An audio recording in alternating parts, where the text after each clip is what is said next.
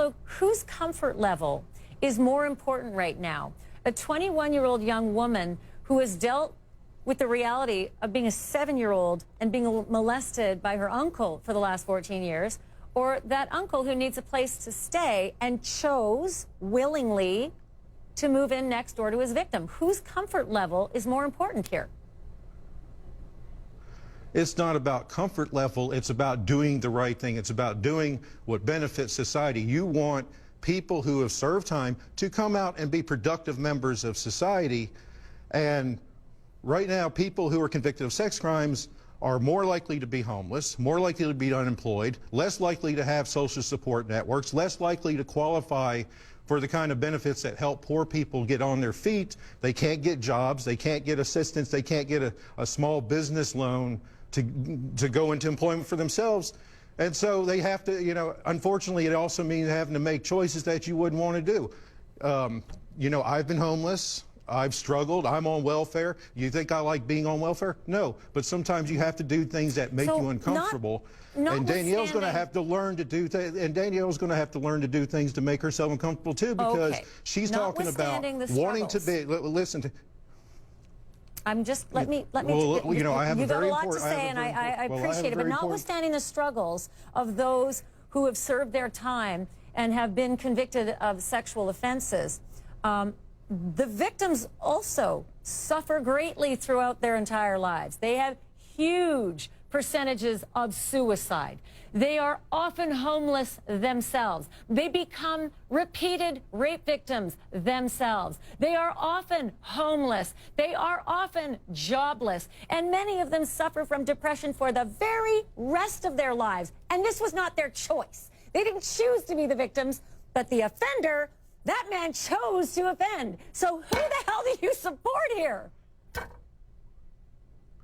Who do I support? The thing about it is, I'm here to clean up the mess that society makes when they pass laws. The offender made the mess. I didn't make the mess. Society didn't make the mess. The offender made the mess. Why won't you own that? Why do you blame the victim? We have a system in place, a system of laws that punish people justly, we hope, for people who do various offenses, and that's not just sex offenses, murder, armed robbery, you name it. But the difference is, many of these people, many of the other crime types, and also all of the victims, have services that they can go to help them overcome the things that harms has done them in life. Lots of people who are on the registry have had harms done to them as well. The difference is, people who are convicted of sex crimes get treated completely differently, and they don't have the opportunities put before them. All they have are obstacles, way more obstacles than anybody else. You can kill a person and not have to live 1,000 feet from a place, or live, or not be able to get a job, or not be able to go to certain places, or be placed on a public registry. You don't know if a murderer is living next door to you. But you know something? Listen, I mean, the fact that you think that convicted sex offenders deserve more rights than the people that they harm for life, it's a bit disingenuous to suggest they come out fixed. You know, it's not rhetoric. The Department of Justice says that they have upwards of a 24% it is when you say rate. That can go as high as 37 in some cases. Do you not recognize that sex offenders reoffend and that victims worry about that? Have you ever read a recidivism study in your entire life, or do you just quote this stuff from the victim industry? Because recidivism rates are consistently in the single digits. It's all of our department, not my department, not the victim's department. Recidivism rates are not 30. Recidivism rates are not 37%. I don't know where you pull it. You know, you need to learn to read these things a little bit better. Well, you should just march up to Washington and you should let them know that. Well, you know what? You bring me on a show like this, and you bring a person on who is a lot more educated on this subject than you are, and so you don't want to, you want to sit there and tell me about recidivism rates. There are dozens of studies that have shown that the consistency rates are well below 10%.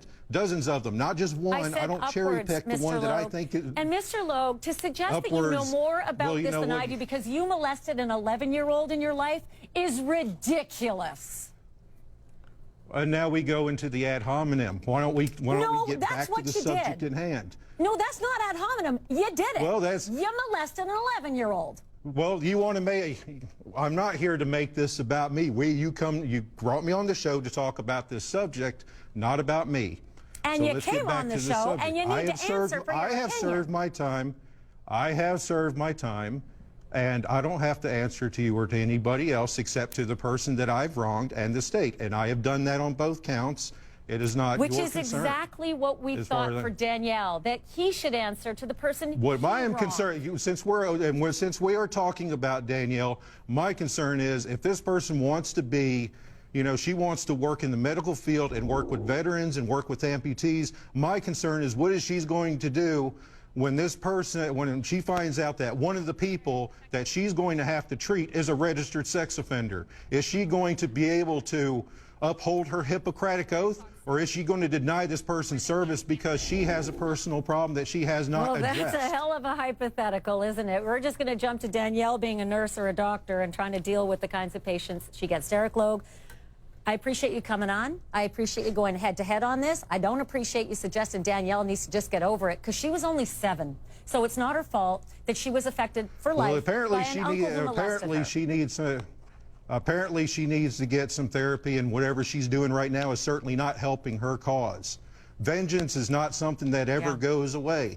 All these laws do are perpetuate violence, are the opinions that you're expressing right now. And anybody who's a victim of sexual violence out there aren't helped. They're not helped by the opinions that you're expressing. You have the right to them. God bless America.